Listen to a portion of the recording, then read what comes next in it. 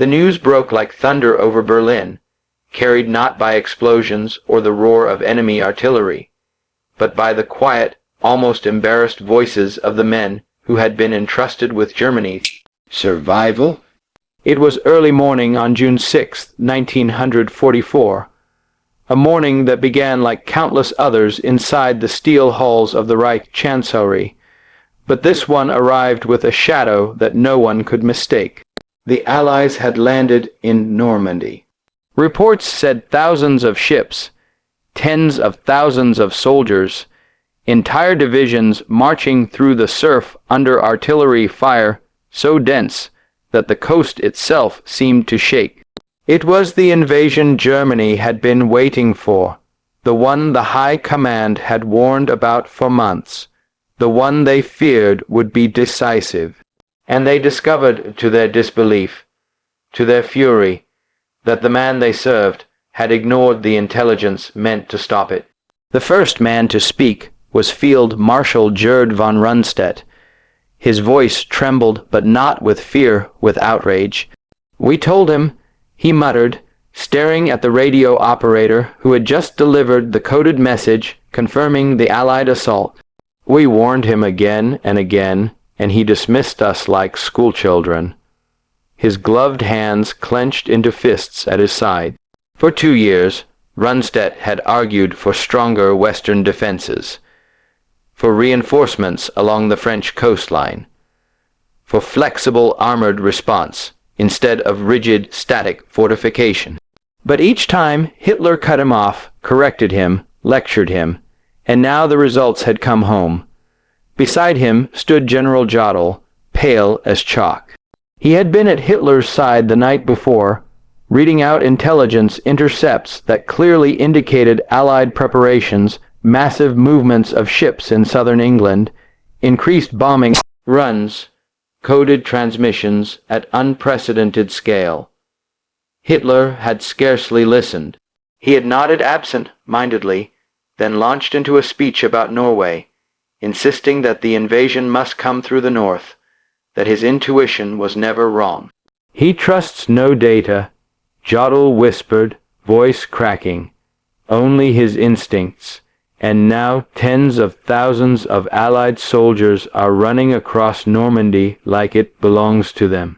Outside, Berlin moved like a city underwater, slow, muffled, uncertain. Air raid sirens had not sounded that morning. The sky was quiet, but word spread through corridors like wind through dry leaves. Something irreversible was happening. Officers whispered in stairwells. Clerks leaned close over documents, decision. Makers with medals across their chests stood frozen, staring at maps like priests before prophecy.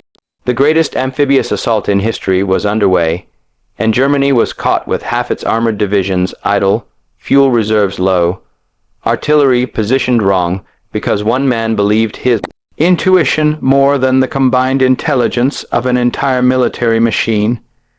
In the operations room at OKW headquarters, maps lay sprawled across a long oak table.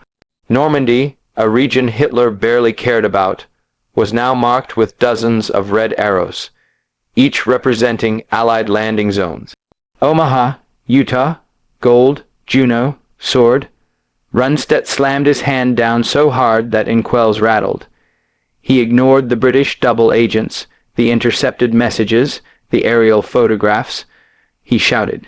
"We had proof that an invasion was imminent." Keitel responded quietly, eyes sharp behind his rimless glasses. He believed the main landing would come at Calais. He said the Normandy intelligence was a feint, a deception. Rundstedt paced like a caged animal. "And what now? Do we wait for him to wake up? Do we wait for him to stare at maps for 2 hours and still refuse panzer deployment?" Jodl swallowed. "He is asleep. No one has authorization to wake him." For a moment there was silence, the kind of silence heavy enough to crush lungs. They knew what that meant. The Führer, who micromanaged every campaign, who demanded personal approval for every armored division movement, every reinforcement shift, was asleep while the future of the Reich unfolded without him, and yet orders could not be issued, no tanks could move, no reserves could deploy. The man who needed to be awake was dreaming somewhere behind concrete walls. Cato leaned back, rubbing the bridge of his nose. He looked tired, older than he had 2 years before Stalingrad, before Kursk, before the tide of war turned like a great engine grinding backward. "We have always known this day could come," he said, "but I never imagined we would face it like this, not unprepared, but ignored." "Not ignored," Rundstedt spat. "Dismissed.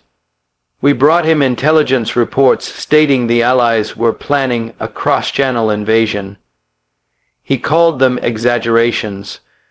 We showed him photographs of shipyards packed with landing craft. He said they were decoys. We intercepted messages full of invasion code phrases. He insisted they were misdirection. Every sign pointed to Normandy, and he refused to see it." Jodl exhaled slowly. He trusts one man above all others, himself. Rundstedt stopped pacing, his voice lowered, cold and brittle. "And now history will punish arrogance for us." Hours passed like days. Reports flooded in from France, each worse than the last.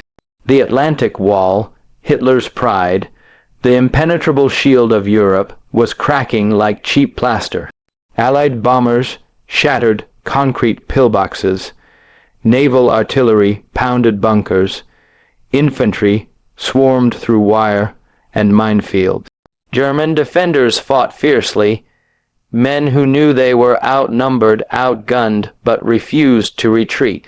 Yet they were isolated, scattered, lacking reinforcement. The panzers sat inland, untouched, powerful, but idle. One signature could unleash them. One voice could turn the tide. One man, and one man only, had authority. But he slept. It was nearly noon when he finally emerged, disheveled and irritable, like a monarch roused from a dream he resented losing. The High Command assembled before him: Rundstedt, Jodl, Cato, a dozen others, each stiff, anxious, carrying a weight in their eyes they could not hide. Hitler scanned their faces, reading the tension instantly. "What is this about?" he demanded. Jodl swallowed hard. "My Führer, the invasion has begun." Hitler blinked once, then again, slower. "Where?" "Normandy." Silence struck the room like a hammer. He stared at them, as if waiting for someone to laugh, to say it was a mistake, a misunderstanding, Allied deception, as he always predicted. But no one moved. No one blinked. The weight of truth pressed down like stone. Finally, Hitler spoke, his voice low, dangerous. "Normandy? Impossible." Jodl handed him the latest report. Allied landings stretching miles along the coast. Heavy naval fire. Paratroopers inland disrupting reinforcements. Beaches not secured, but expanding. Vast numbers still arriving. Hitler read slowly, jaw tightening. "The main attack is still coming at Calais," he insisted. "This is merely a diversion." Rundstedt exploded before he could stop himself. "With respect, my Führer, this is the invasion, the one we warned you about. Normandy was always a viable landing zone, and we failed to reinforce it because you refused the intelligence." The room froze. No one spoke to Hitler like that. Not in 1939, not in 1941, not even after Stalingrad. But today was different. Today the truth weighed heavier than fear. Hitler's eyes snapped to him, cold as iron. "Are you questioning my judgment, Rundstedt? I am questioning why our armies are losing ground because reports were dismissed." Rundstedt shot back. "Why panzers sit idle while Allied armor rolls through hedgerows. why we are reacting instead of responding. He stepped closer, voice trembling with the rage of a man who had given his life to a country now falling apart in front of him. I am questioning why we are learning the price of ignored intelligence in blood. No one breathed. Cadel looked like he might faint. Hitler stared at Rundstedt for a long moment, then turned away. This is still a feint. The Allies want us to commit armor to Normandy so they can strike at Calais. Jodl stepped forward, forcing the words out. My Führer, we have decrypted messages confirming Normandy is the primary operation. They are sending everything. Calais shows minimal activity. This is the real invasion. Hitler's voice sharpened to a blade. You doubt me as well. Jodl hesitated. Then, with effort, I trust Day, a more than intuition, my Führer. It was the closest he had ever come to defiance. Hitler exhaled, slow and shaking, not with fear but with fury. Deploy 2 panzer divisions to Normandy, he said finally. Rundstedt waited expecting more, but nothing came. 2 divisions, against 5 Allied armies. 2. Rundstedt whispered incredulously, We have 8 within reach. If we strike with all armor, we may yet drive them back into the sea. Hitler shook his head. I will not commit everything. The main attack is coming elsewhere. Rundstedt nearly collapsed. The war could be won or lost in the next 12 hours, and Hitler was sending a fraction of what Germany needed to survive. At that moment, something broke inside the high command, a faith, perhaps, an illusion, a belief that strategy still mattered more than pride. Now they understood no matter how loud intelligence screamed, Hitler would only hear his own voice. By evening, Allied forces held all major beachheads. Panzer divisions arrived too late, too scattered, too small. They fought brutally. Tiger tanks hammering Sherman formations, infantry ambushing paratroopers in the Norman blockade, but momentum had shifted. Every hour Allied strength grew. German reserves dwindled. By nightfall, Rundstedt returned to Hitler's office with casualty reports. He placed them on the desk without a word. Hitler scanned them, jaw clenching, then slammed his fist down. They tricked us, he roared.